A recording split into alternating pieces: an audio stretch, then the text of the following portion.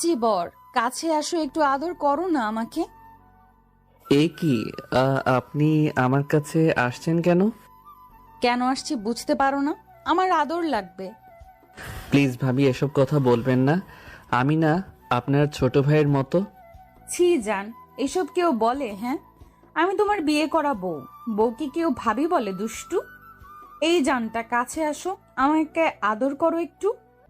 Please ভাবি, আমার কাছে আসবেন না, তাহলে কিন্তু। তাহলে কিন্তু কি? আদর করবে আমাকে? বলেই ঈশানের সদ্য বিয়ে করা বউ ওরফে হবু ভাবি ওর দিকে এগোতে লাগলো। ঈশান ভয়ে পেছাতে পেছাতে দেওয়ালের সাথে ঠেকে গেল। ভাবি অর্থাৎ আমার সিনিয়র বউ এসে পাঞ্জাবির কলারটা দুই হাতে ধরে ওনার ঠোঁট জোড়া আমার ঠোঁটের দিকে এগোতে লাগলো। বুঝতে পারলাম আর শেষ রক্ষা হবে না, তাই চোখ জোড়া বন্ধ করে নিতেই ভাবি আমার ঠোঁট তার দখলে নিয়ে নিল। আদ্রিতার উষ্ণ ঠোঁটের ছোঁয়া পেতেই ঈশানের শরীরে কারেন্ট বয়ে গেল। প্রথম প্রথম ঈশান আদ্রিতার সাথে কোনো রেসপন্স করছিল না বলে আদ্রিতা ওর হাতগুলো নিয়ে কোমরে রাখলো আর ঠোঁট চড়ায় গভীরভাবে চুমু দিতে লাগলো। একটা সময় ঈশানও আর থাকতে না পেরে আদ্রিতার সাথে রেসপন্স করতে লাগলো। ঈশানের রেসপন্স পেয়ে আদ্রিতার মুখে একটা হাসির রেখা ফুটে উঠলো। আদ্রিতা ঈশানের ঠোঁট চোরা এমন ভাবে আঁকড়ে ধরেছে যার জন্য ওর নিঃশ্বাস নিতে কষ্ট হচ্ছিল। তাই ঈশান আদ্রিতাকে জোর করে ছাড়িয়ে নিল। তারপর জোরে জোরে নিঃশ্বাস নিতে নিতে বলল, এভাবে কেউ কিস করে? কেন পিচ্চি বর, তোমার ভালো লাগেনি? হ্যাঁ, তা লাগবে না।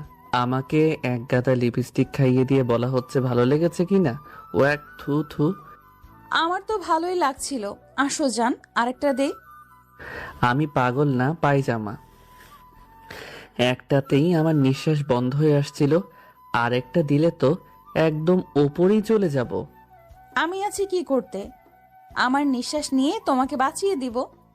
হ্যাঁ, কচু করবেন। এখন যে লিপস্টিক আমাকে খাইছেন, তাতে কালকে নির্ঘাত আমাকে ওয়াশরুম টু বেডরুম করতে হবে। করতে হলে করবে, আমি আছি কি করতে? আমি তোমার কিউট সুইট আর মিষ্টি বউ, তাই না? সেবা করে তোমাকে সুস্থ করে তুলবো।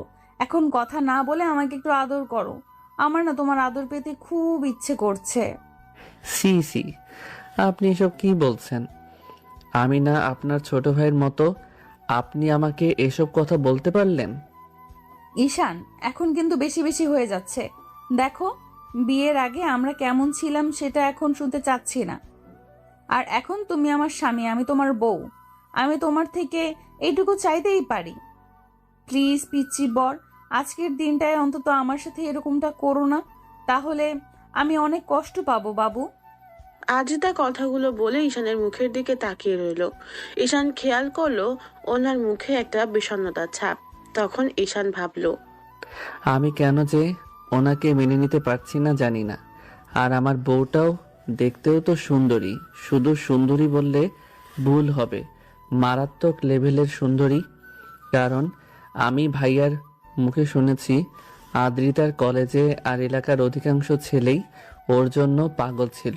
প্রত্যেক দিন ওর বাসায় লাভ লেটার আসতো, অনেক অনেক প্রপোজাল পেত। কি হলো, কথা বলছো না যে? নাকি আমাকে তুমি মেনে নিতে পারবে না? তাহলে সেটা বিয়ের আগে বলে দিতে পারতে। ভাবি অর্থাৎ সিনিয়র বউয়ের মুখ থেকে এমন কথা শুনে ঈশানের বেশ খারাপ লাগলো। তখনও আবার ভাবলো, আমি বা কি করব? যাকে ভাবি বলে ডেকেছি তাকে বউ হিসেবে মেনে নেওয়াটা এতটা সহজ নয়। তাই আমিও সেটা মেনে নিতে পারছি না, চুপ করে আছি। তখন আদ্রিতা আমাকে ছেড়ে দিয়ে বলল, ঈশান, সেদিন যখন তোমরা আমাকে দেখতে গিয়েছিলে আর প্রথম তোমাকে দেখেছিলাম, তখন তোমার ভাইকে না, আমার তোমাকে ভালো লেগেছিল। কেন জানো?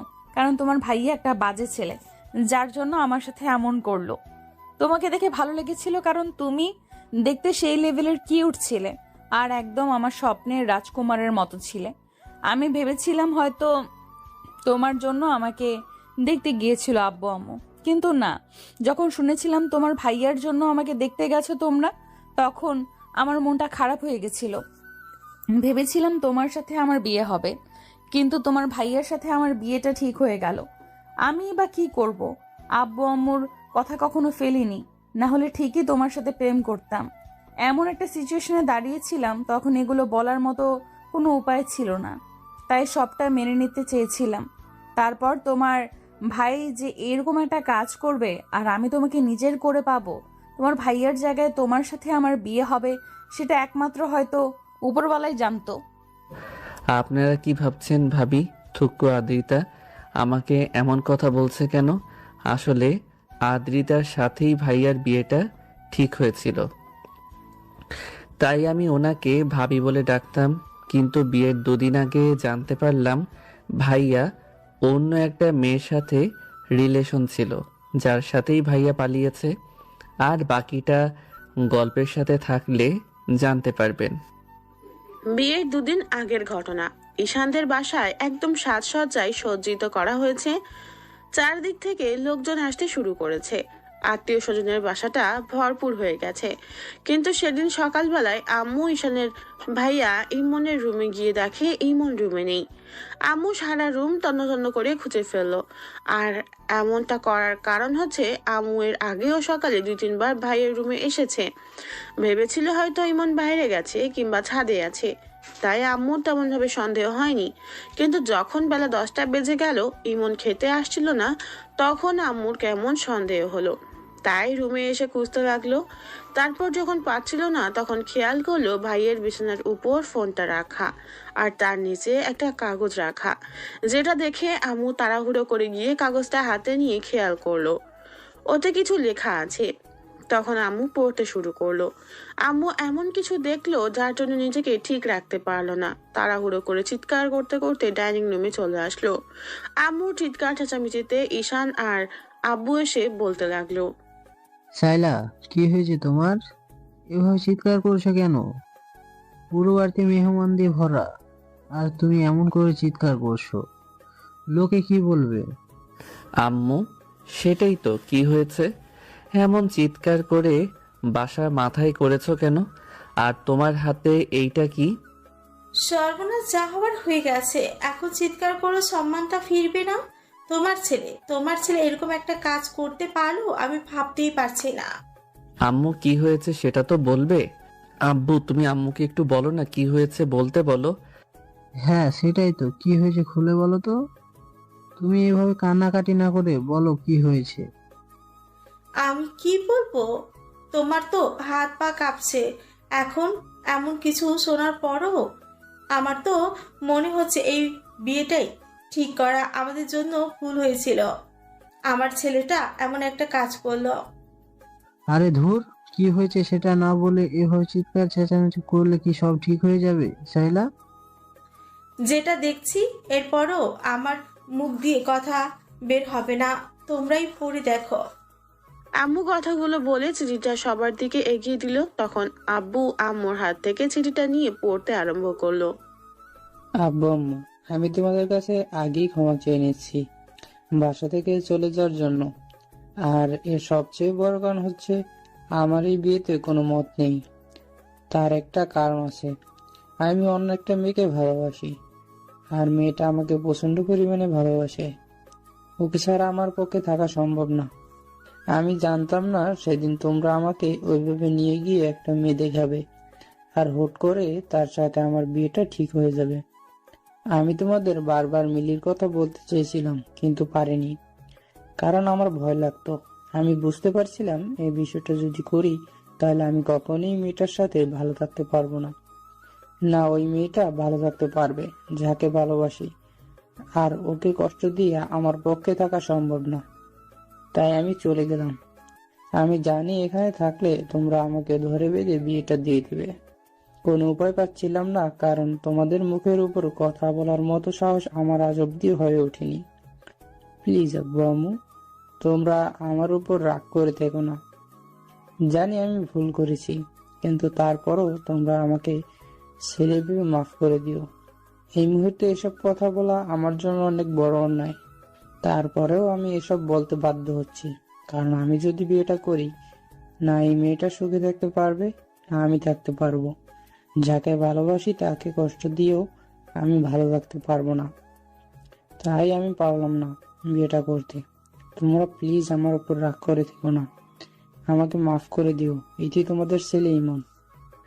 চিঠিটা পড়েই আব্বুর মুখটা কালো হয়ে গেল। উনি গিয়েই ধাপাস করে সোফায় বসে পড়ল। তখন ঈশান গিয়ে আব্বুর হাতটা ধরে বলল, আব্বু কি হয়েছে? তুমি এমন করছো কেন? আমাকে বলো কি হয়েছে? আব্বু কিছু না বলে ঈশানের দিকে চিঠিটা এগিয়ে দিয়ে ঈশানও পড়তে লাগলো। চিঠিটা পড়ে ও আব্বুর মুখের দিকে তাকাতে খেয়াল করলো আব্বু মাথা নিচু করে আছে। তখন ঈশান বলল, আব্বু, ভাইয়া তো আমার সব মান সম্মান আজকে তোর ভাই ডুবিয়ে দিয়েছে। কুলাঙ্গা ছেলে কোথাকার, বিয়ে করবে না সেটা একবার বলতে তো পারতো। এভাবে সবার সামনে আমাকে ছোট করার অধিকার তাকে কে দিয়েছে? আমার সম্মানটা আর থাকবে না। এর থেকে তো আমি মরে গেলেও ভালো হতো। ওগো, তুমি এসব কি বলছো? প্লিজ এমন কথা বলো না। দেখো, ছেলেটা হয়তো ভুল করে এমন কাজ করে ফেলেছে। আমরা ঠিক ওকে খুঁজে বের করবো, তুমি টেনশন করো না। তুমি কাকে খুঁজে বের করবে? যে বিয়েটা করতে চায় না বলে কাপুরুষের মতো অন্য একটা মেয়ের হাত ধরে পালিয়ে গেছে, তাকে খুঁজে বের করবে। ওকে খুঁজে বের করলেও ও মেয়েটাকে বিয়ে করবে না। আর তুমি কি করে ভাবলে এসব যদি মেয়ের বাসায় জানাজানি হয় তাহলে ওর মতো একটা কুলাঙ্গারের সাথে ওই মেয়েটার বিয়ে দিবে? আমার সব সম্মান আজকে ধুলোর সাথে মিশে গেল। এখন আমি কি করে সবাইকে মুখ দেখাবো? আব্বু তুমি শান্ত হও, কিছু হবে না। আমরা ভাইয়াকে ঠিক খুঁজে পেয়ে যাব। ভাইয়া হয়তো আমাদের সাথে মজা করছে। আব্বু তুমি টেনশন করো না, তোমার শরীর খারাপ করবে। ওগো, ঈশান ঠিকই বলেছে, তুমি কোনো টেনশন করো না। ইমন হয়তো মজা করছে, ও তো কতই মজা করে, হয়তো এই বিষয়টা নিয়েও মজা করছে। দেখো, তোমার ছেলে ঠিক ফিরে আসবে। তুমি কি করে ভাবলে এরপরও ওরকম একটা কুলাঙ্গা ছেলেকে আমি বাসায় ঢুকতে দিব? কখনোই না। ওকে আজকে থেকে আমি ত্যায্য পুত্র করলাম। আজকের পর ও আমার কাছে মরে গেছে, আর কখনো আমি ওকে ছেলে বলে পরিচয় দেব না।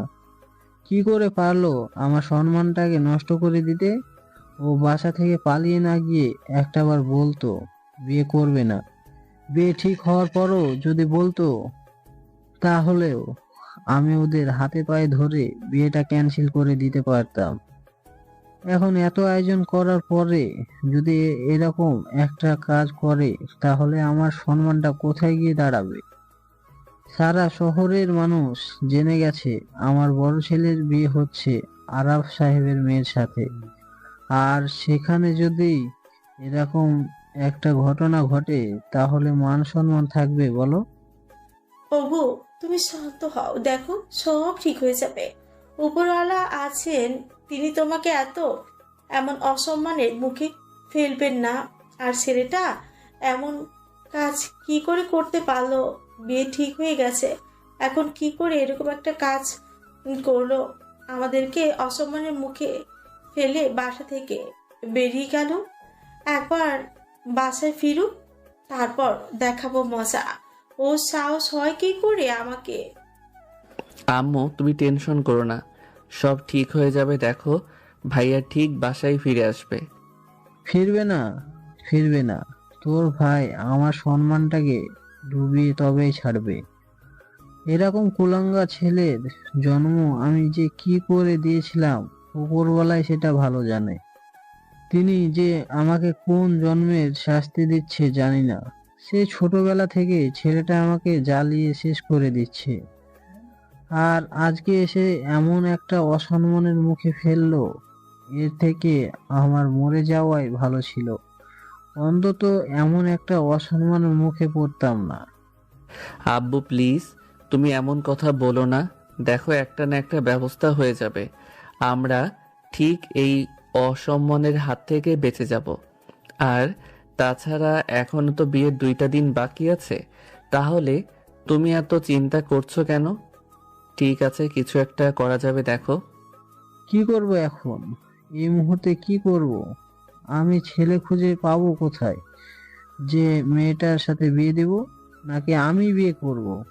বলো, যে সব ঠিক হয়ে যাবে।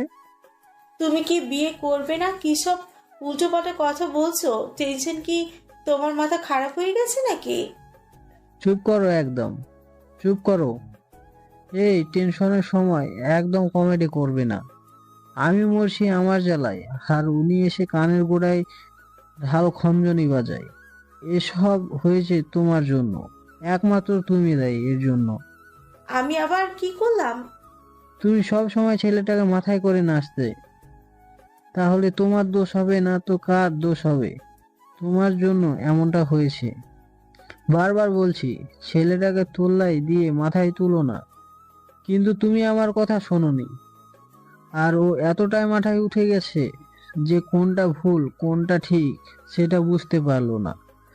এমন একটা কাজ করলো যার জন্য আমাদের সম্মানটাকে ধুলোর সাথে মিশিয়ে দিল। আল্লাহ ওর মতো কুলাঙ্গা সন্তান আর কাউকে দিও না।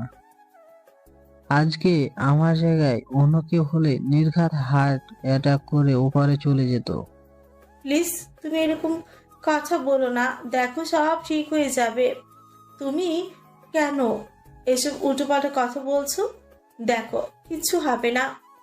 কিছু ঠিক হবে না। তুই আমার মাথায় পানি ঢাল। তোর ভাই কি করে গেল এইটা? এর থেকে তো আমার মাথায় একটা বাড়ি মেরে দিলেও আমি শান্ত হয়ে শুয়ে থাকতাম। তারপরে এরকম সর্বনাশ তোর ভাই কেন করলো রে? দুলাভাই, তুমি টেনশন করো না তো, সব ঠিক হয়ে যাবে। কিসব উল্টোপাল্টা কথা বলছো? মাথায় পানি ঢালতে হবে কেন? এই সাধারণ বিষয় নিয়ে এত হাইপার হচ্ছ কেন বলো তো? নাও, এটারই বাকি ছিল। সাইলা, তোমার ভাইকে এই সিচুয়েশনে একদম কমেডি করতে বারণ করো, না হলে আমার থেকে খারাপ কেউ হবে না। আর এই শালা, দূর হয়ে যা আমার সামনে থেকে। এই তোর জন্য আমার ছেলেগুলো এরকম হয়েছে। দুলাভাই, আমি জানি আপনার আমার কথা কখনো বিশ্বাস হবে না। আমি সব জিনিসের সাধারণ সলিউশন দেই বলে আপনার কাছে মনে হয় আমি কমেডি করছি, তাই তো? আপনি টেনশন নেবেন না তো, শেষবারের মতো আমার কথাটা শুনেই দেখেন। দেখবেন আপনার সম্মানটা অফিসে যাবে, আর সবার সাথে মাথা উঁচু করেও বাঁচতে পারবেন। সাইলা, তোমার ভাইকে চুপ করতে বলো এই সিচুয়েশনে। কিন্তু ওর এই নাটক আমার পছন্দ হচ্ছে না। ওকে চুপ থাকতে বলো, নাহলে আমি ওকে বাসা ছাড়া করে ছাড়বো। আরে দুলাভাই, আমার কথাটা একবার শুনেই দেখো না। তুমি তো সবকিছু না শুনেই এভাবে আমাকে ভুল বুঝছো। ওরে ঘরের শালা, তোর কথা যতবার শুনেছি ততবারই আমার লেজে গোবরের অবস্থা হয়েছে। এই সময় তুই আর আমার মাথাটা হেড করে দিস না, তাহলে তোর ভাগ্নের মতো আমারও পালিয়ে যাওয়া ছাড়া কোনো উপায় থাকবে না। মামার এরকম কথাতে আব্বু সিন ক্রিয়েট করতে লাগলো। তখন ঈশান আব্বুর হাতটা ধরে ওনাকে শান্ত করে বলতে লাগলো, আব্বু মামা কি বলে একটাবার শোনোই না। তুমি কেন এভাবে রাগারাগি করছো? মামা তো ভালো একটা সলিউশন দিতেও পারে, তাই না? মামা, আব্বুর মাথা ঠিক নেই, তাই এখন কি করবে ভেবে পাচ্ছে না। তুমি বলো কি করলে এখন ভালো হবে, আর কি করলে এই সমস্যার মধ্যে থেকে আমরা বের হতে পারবো। আব্বু তোমার কথা শুনবে, তুমি বলতে থাকো। সেটাই, শোনো দুলাভাই, বড় ভাগ্নে পালিয়ে গেছে, তাতে কি হয়েছে? এই সামান্য বিষয় নিয়ে তুমি এত হাইপার হচ্ছ কেন? তাছাড়া বড় ভাগ্নে গেছে, তাতে কি বিয়েটা থেমে থাকবে নাকি? ওরে, ওকে এখান থেকে কেউ নিয়ে যা। বিয়েটা থেমে থাকবে না তো কি তুই করবি শালা? ওগো, তুমি কথাগুলো শুনছো না কেন? আগের এত রেগে যাচ্ছ কেন? ভাই তুই বলতো কি করলে সব ঠিক হবে? আরে আপু, দুলাভাই তো আমাকেই বলতে দিচ্ছে না। আমি বলতে চাচ্ছিলাম বড় ভাগ্নে পালিয়ে গেছে, তাতে কি হয়েছে? ও না হয় ওর পছন্দের মানুষের সাথে পালিয়ে গেছে, কিন্তু আমাদের ছোট ভাগ্নে তো আছে। বিয়েটা তো তার সাথে হতে পারে, তাই না? তোমরা একটাবার এই সামান্য বিষয়টা ভেবে দেখছো না কেন? মামার এরকম কথা শুনে ঈশানের মাথায় যেন কেউ একটা বাড়ি মেরে দিল। ওর মনে এমন কথা শোনার পর মনে হচ্ছিল এই মুহূর্তে ডেট এক্সপায়ার 7 আপ খেয়ে একটু মাতলামি করতে। ঈশানের বারবার মনে হচ্ছিল মামা কোন ভিত্তিতে এই কথাটা বলল। ঈশান এবার রিয়াক্ট করে দাঁড়িয়ে গেল আর বলতে লাগলো, মামা, তুমি কি পাগল হয়ে গেলে নাকি? এই মুহূর্তে তুমি সত্যি কমেডি করতে শুরু করে দিলে। দেখো আব্বু, কথাগুলো শুনতে চাইছিল না, তার জন্য আমি তোমাকে একটা সুযোগ করে দিলাম, আর তুমি কি না শেষ পর্যন্ত আমাকে নিয়ে এরকম একটা মজা করতে শুরু করলে। আরে ভাগ্নে, বোঝার চেষ্টা করো। এই মুহূর্তে আমাদের হাতে এছাড়া আর কোনো উপায় নেই। আর দুলাভাইয়ের সম্মানের প্রশ্ন এখানে। সম্মানটা আগে, তারপর হচ্ছে কমেডি। দুলাভাই, আপনি এখন বলেন আমি এই আইডিয়াটা কেমন দিলাম? মামা, একদম বাজে একটা আইডিয়া দিয়েছো। এই আইডিয়া চলবে না। এছাড়া অন্য কোনো আইডিয়া থাকলে সেটা বলতে পারো। কেন চলবে না? চলবে মানে দৌড়বে। সম্মান বাঁচানোর জন্য এর থেকেও আরো ভালো উপায় নেই হতে পারে। ভাই, তুই আরো বল, আরো কিছু থাকলে বল। ওগো, তুমি শুনছো ভাই কি বলছে? এছাড়া তো আমি কোনো উপায়ও দেখতে পাচ্ছি না। এবার তুমি কি বলো এখন? আম্মু, শেষ পর্যন্ত তুমিও এরকম পার্টি খেলে। আম্মু, এসব কিন্তু ভালো হচ্ছে না।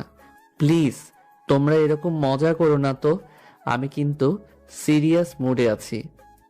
আমরা সিরিয়াস ভাবে কথাগুলো বলছি, আর ভাইয়া তো ঠিকই বলেছে। এর থেকে পরিত্রাণ পাওয়ার এই একটা মাত্র উপায় আছে।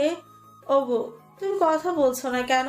হাতে সময় নেই, যা বলে খুব শীঘ্রই বলো, না হলে অনেক বড় সমস্যা হয়ে যাবে। আর ওদের বাসার কথা বলতে হবে, ওদের রাজি করাতে হবে, তার জন্য তো সময় লাগবে। আর মেয়ের বাড়িতে যদি রাজি না হয় তাহলে কিন্তু বিয়েটা ক্যান্সেল করে দিতে হবে। তাছাড়া আর কোনো উপায়ও নেই। আব্বু, তুমি ওদের কথা শোনো না তো। এদের মাথা ঠিক নেই। সমস্যার মধ্যে পড়ে এরাও সব প্রবলেমে সমস্যা হয়ে গেছে। তাই প্লিজ তোমরা এদের কথা শোনো না তো। তাছাড়া ভাইয়া গেছে, ফিরে আসবে। আপনার জন্য এখন ভাইয়ার জায়গায় কি আমি বিয়েটা করব নাকি? তোমরা কি পাগল নাকি? তোমাদের মাথা খারাপ? তুই যেটা ভালো ভাবতে পারিস। আর তোর ভাইয়া ফিরে আসলে না হয় ওর সাথে বিয়েটা দেয়া যাবে। তাছাড়া এখন শুধু তুই ছাড়া আর কেউই তো নেই। প্লিজ বাপ, তুই আমাদেরকে ক্ষমা কর, না হলে তোর আব্বুর সম্মানটা ধুলোয় সাথে মিশে যাবে। তোর আব্বু কারোর সামনে মাথা উঁচু করে বাঁচতে পারবে না। সারা জীবনের জন্য ওনার মাথাটা হিট হয়ে যাবে। এখন তুই পারিস ওনাকে এরকম একটা অসম্মানের মাছ থেকে বাঁচাতে? ওগো, তুমি ছেলেটাকে বোঝাও। এই মুহূর্তে আমি কিছু বলতে পারছি না, কিন্তু একটা বিষয় তোমরা হয়তো ঠিকই বলছো। এখন অসম্মানের হাত থেকে বাঁচার জন্য এছাড়া আর কোনো উপায় নেই। তোর ভাই যদি ফিরে আসে তাহলে তোকে বিয়েটা করতে হবে না, আর যদি না আসে তাহলে তোকেই দিয়ে কাজ চালিয়ে নিতে হবে। কিন্তু সবার আগে আমার ওদের সাথে কথা বলতে হবে। আব্বু, প্লিজ আমাকে এরকম একটা বিপদের মধ্যে ফেলো না। আমি এই মুহূর্তে বিয়ে করতে পারবো না। তাছাড়া যার সাথে ভাইয়ার বিয়ে হওয়ার কথা ছিল তাকে আমি কি করে বিয়ে করি? মেয়েটাকে আজকে সকালেও আমি ভাবি বলে ডেকেছি, আর তাকে কি করে বউ হিসেবে মেনে নেই? তুমি এটা বুঝতে পারছো না। আরে ভাগ্নে, তুই ভাবি বলে ডেকেছিস? ভাবি তো আর হয়ে যায়নি, আর বিয়েটা তো এখনো হয়নি। আর হবু ভাবিকে না হয় বিয়েটা করে নিলি। আর কতই তো এখন হচ্ছে, বিয়ের পর মানুষ নিজের ভাবিকে বিয়ে করে নিচ্ছে, আর সেখানে তুই বিয়ের আগে হবু ভাবিকে বিয়ে করবি। আর ভাগ্নে শোন, মেয়েটা কিন্তু দেখতে শুনতে খারাপ না, এমনির থেকে তোর সাথে ভালো মানাবে। মামা, এটা কিন্তু একদম ঠিক করছে না। আমি তোমাকে প্রবলেম সলভ করতে বলেছি, কিন্তু প্রবলেমটা বাড়াতে বলিনি। তুমি উল্টো আরো সেটাকে বাড়িয়ে দিচ্ছ। আর কি বলছো আমার সাথে মানাবে? মানে ভাবির সাথে দেবরের কি করে মানায়? এসব তোমার মাথায় আসে কোথা থেকে? হ্যাঁ, ওই মেয়েকে আমি কিছুতেই বিয়ে করতে পারবো না। আব্বু, আর কোনো উপায় থাকলে তুমি সেটা মামাকে বলতে বলো। তারপর এরকম একটা সিদ্ধান্ত নিও না প্লিজ। তাহলে এবার আমাকেও বাসা থেকে বের হতে হবে। বাবারে, এখন আমার হাতে এছাড়া আর কোনো উপায় নেই। আর তোর ভাই যে কাজ করেছে, এরপর সম্মান বাঁচাতে হলে আগে তোকে বিয়েটা করতে হবে। এখন তুই কি চাস, তোর আব্বুর সম্মানটা সারা জীবনের জন্য ধুলোর সাথে মিশে যাক, নাকি তোর আব্বু মাথা উঁচু করে বাঁচুক? যেখানে তোর আব্বুকে কারো কাছে কখনো কৈফিয়ত দিতে হয় না, সেখানে আজকে আশরাফ সাহেবের কাছে এ বিষয়ে আমাকে জবাবদিহিতা করতে হবে। ভাবতে পারছো সেটা আমার জন্য কতটা অসম্মানের? তার উপর মাথা নত হয়ে তাকে বলতে হবে যেন বিয়েটা তোর সাথেই হয়। আব্বু প্লিজ। ঈশান কথাটা বলে শেষ করতে পারলো না। আব্বু তার আগে এসে ওর হাত দুটো ধরে তার অসহায় কণ্ঠে বলতে লাগলো, বাপ, তুই আমাকে একটু দয়া কর। আমি বাবা হয়ে তোর কাছে হাত জোর করে বলছি, তুই আমার সম্মানটাকে বাঁচা। না হলে আমার বেঁচে থাকার মতো কোনো সম্বল থাকবে না। আমার এত বড় অসম্মান হলে এর থেকে মরে যাওয়াই ভালো। প্লিজ তুই বিয়েটা করে নে বাপ। আব্বুর কথায় ঈশানের চোখে পানি টলমল করে উঠল। সাথে সাথে ঈশান আব্বুকে জড়িয়ে ধরে কান্না করে দিল আর বলল, আব্বু বারবার এসব কথা কেন বলছো? আমি বলছি না তুমি এই কথা আর কখনো বলবে না? আচ্ছা ঠিক আছে, তোমার সম্মান রক্ষা করার জন্য আমি সব করব। তারপরও এরকম একটা কথা আর কখনো বলো না। তুমি যাকে বলবে, যেভাবে বলবে, আমি তাকে বিয়ে করে নিব। তারপর এরকম কথা বলো না। আচ্ছা ঠিক আছে, আর কখনো বলবো না, কিন্তু তোকে বিয়েটা করে নিতেই হবে। আর আমাকে দেখিস, ওই মেয়েটা তোর জন্য অনেক লাকি হবে। আমি তো জানি মেয়েটা কত ভালো। আর আর তোর মামা ঠিকই বলছে, তোর সাথে ওকে মানাবে ভালো। ইমন চলে গেছে, যাক, ও বুঝতে পারবে এই মেয়েটাকে বিয়ে না করে জীবনে কত বড় ভুল করছে। সেটা তুই ওর চোখে আঙ্গুল দিয়ে বুঝিয়ে দিবি। আব্বু আমি কিছুই চাই না, তুমি আর এরকম কথা কখনো বলবে না। আমি তো বললাম তুমি যাকে বলবে, যখন বলবে, আমি তখনই তাকে বিয়ে করে নিব। তাও এরকম কথা বলো না প্লিজ। ঈশান এখনো আব্বুকে জড়িয়ে ধরে রেখেছে, অনেক বেশি ভালোবাসে কিনা তাই কথাটা ফেলতে পারলো না। এর মাঝে আম্মু আর মামা এসে ওকে অনেক বোঝাতে লাগলো। ঈশান চুপচাপ সব শুনলো, তারপর আর কিছু না বলে রুমের দিকে চলে গেল। রুমে এসে দরজা আটকে দিয়ে বিছানায় বসে রইলো, ভাবতে লাগলো কি করবে। অন্যদিকে আব্বু আদ্রিতার আব্বু অর্থাৎ আশরাফ সাহেবকে ফোন দিতে উনি রিসিভ করলেন আর বলতে লাগলেন, বলুন, কি খবর আপনার? না মানে আসলে আমি একটা কথা বলতে চাচ্ছিলাম, সেই জন্য আপনাকে ফোন দেওয়া। কথা তো সেই বিয়ের ঠিক আগে থেকেই হয়ে যাচ্ছে, এখন আবার কি কথা? আর কথা তো চলতেই থাকবে, আপনি টেনশন করবেন না। জামাইকে আমি সন্তুষ্ট করে দেব, এমন ভাবে জামাইকে সবকিছু দিয়ে পরিপূর্ণ করে দেব যেন কেউ বলতে না পারে আমার মেয়ের বিয়েতে কোনো কিছুর কমতি ছিল। আপনি যে কি বলেন, এমন কিছুই না। আসলে আমি অন্য একটা কথা বলতে চাচ্ছিলাম, কিন্তু কথাটা যে কিভাবে বলবো বুঝতে পারছি না। কি এমন কথা যার জন্য এত সংকোচ বোধ করছেন? বলেন, সহজভাবে বলেন। এতে সংকোচ করার কি আছে? বিয়েই তো আমরা দুদিন পর হচ্ছি, আগে তো আমরা বিজনেস পার্টনার ছিলাম। তখন তো আপনি এতটা সংকোচ করেননি কোনো কথা বলার সময়। আর আজকে কি এমন হলো যার জন্য স্বয়ং আফজাল সাহেব কিনা কথা বলতে গিয়ে এমন হোঁচট খাচ্ছে? না মানে আসলে আমি কথাটা যে কিভাবে বলি। আব্বু বারবার কথাগুলো বলতে গিয়েও বলতে পারছিল না। তখন আশরাফ সাহেব ওনাকে অভয় দিলে আব্বু বিষয়টা আশরাফ সাহেবকে বলল। আশরাফ সাহেবের পরিবারের সকলেই সেখানে ছিল। সব শোনার পর আশরাফ সাহেব এমনভাবে রিয়াক্ট করলো যার জন্য আব্বু বেশ খানিকটা ভড়কে গেল। আপনি কি বলছেন কি আফজাল সাহেব? এই মুহূর্তে আপনি এসব কথা বললে কি করে হয়, হ্যাঁ? আর আপনি বুঝতে পারছেন এখন এসব কথা বলার মানে কি? ভাই সাহেব, আমি কি করে বলবো বলুন? আমার ছেলেটা এমন একটা কাজ করবে আমি সেটা ভাবতেও পারিনি। কিন্তু একটু আগে আমরা জানতে পারলাম বিষয়টা নিয়ে আমি অনেক চিন্তিত। কি করব বুঝে উঠতে পারছি না, তাই আপনাকে ফোন করে জানালাম। এখন আপনি কি করবেন? মানে এত বড় একটা নাটক করার সময় আপনার মনে ছিল না? ছেলেকে বাসা থেকে বের করে দিয়ে আমার সম্মানকে ধুলোর সাথে মিশিয়ে দিতে চাইছেন, আর বলছেন এখন কি করবেন? আমি আপনাদের সবাইকে জেলের ভাত খাইয়ে ছাড়বো। আমার সম্মানে যদি একটু দাগ লাগে না, তাহলে আমি কে তা আপনাকে হাড়ে হাড়ে বুঝিয়ে ছাড়বো। আপনি বুঝতে চাইছেন না কেন? এতে তো আমার সম্মানটাও নষ্ট হবে। বিয়ের 2 দিন আগে ছেলের বাসা থেকে চলে যাওয়া কি অসম্মানের নয়? আমি কেন আমার ছেলেকে বাসা থেকে বের করে দিব? আর আপনার অসম্মান হয় এমন কাজ কেন করব? আমি তো আপনার দীর্ঘদিনের বিজনেস পার্টনার। তাহলে আপনার অসম্মান হোক এমন কোনো কাজ কখনো করছি? আজকে তাহলে কেন করব বলুন? সেটা কি আমি জানি? আপনিই এমনটা করেছেন। আপনার ছেলেকে হয়তো আমার থেকে টাকাওয়ালা লোকের মেয়ের সাথে ভাগিয়ে দিয়েছেন।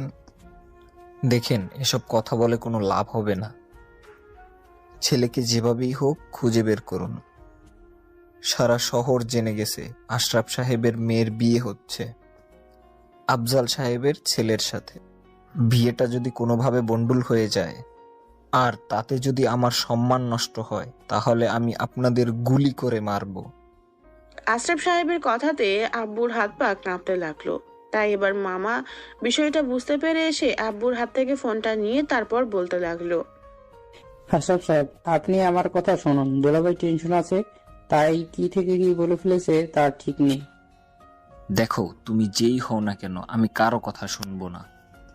যদি আমার সম্মানে একটু দাগ লাগে না, তাহলে আমি তোমাদের সবাইকে জেলের ভাত খাইয়ে ছাড়বো।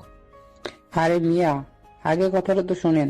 দেখেন, এই পরিস্থিতিতে এরকম ভাবে মাথা গরম করলে কি পরিস্থিতি মোকাবেলা করা যাবে? যাবে না। প্রবলেম সলভ হওয়ার জায়গায় আরো বেড়ে যাবে। এখন আমি যা বলি সেটা শোনেন, আর একটু মন দিয়ে ভাবেন। দেখেন, তাতে দুজনেই ভালো হবে, আর সম্মানটাও বেঁচে যাবে, আর বন্ধুত্ব যেমন আছে ঠিক তেমনই থাকবে। এর পরেও তোমাদের কি বলার থাকতে পারে? আরে ধুর মশাই, শোনেন না। এক ভাগ্নে পালিয়ে গেছে, তাতে কি হয়েছে? আমার আরেকটা ভাগ্নে আছে না, তার সাথে আপনার বিয়ে হবে, আর এতে আপনাদের সম্মানের ছিটে ফোঁটাও নষ্ট হবে না। তুমি বলছোটা কি? আর একটা ছেলে আছে মানে? বিয়ে হওয়ার কথা একজনের সাথে, আরেকজনের সাথে বিয়ে হলে লোকে কি বলবে? আপনি তো ঘাড় বাঁকা লোক আছেন। কথা বলছি, আগে শোনেন না। দেখেন, বড় ভাগ্নে পালিয়ে গেছে, এখন এই বিয়েটা জানাজানি হলে এমনিতেই সম্মান থাকবে না। তার উপর যদি বিয়েটা ভেঙে যায়, তাহলে আপনার সম্মানটাও নষ্ট হবে। সেটা কি ভালো হবে? নাকি আমার ছোট ভাগ্নের সাথে মেয়ের বিয়ে দিয়ে সম্মানটাকে বাঁচাবেন?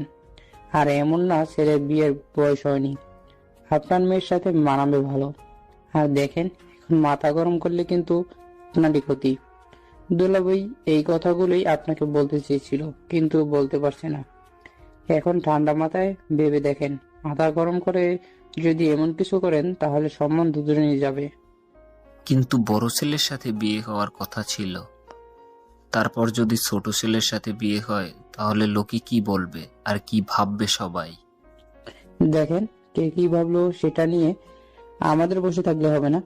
আমরা যখন এই বিষয়টা সলভ করতে পেরেছি, তাহলে কিছু একটা বলে কাটিয়ে দেব।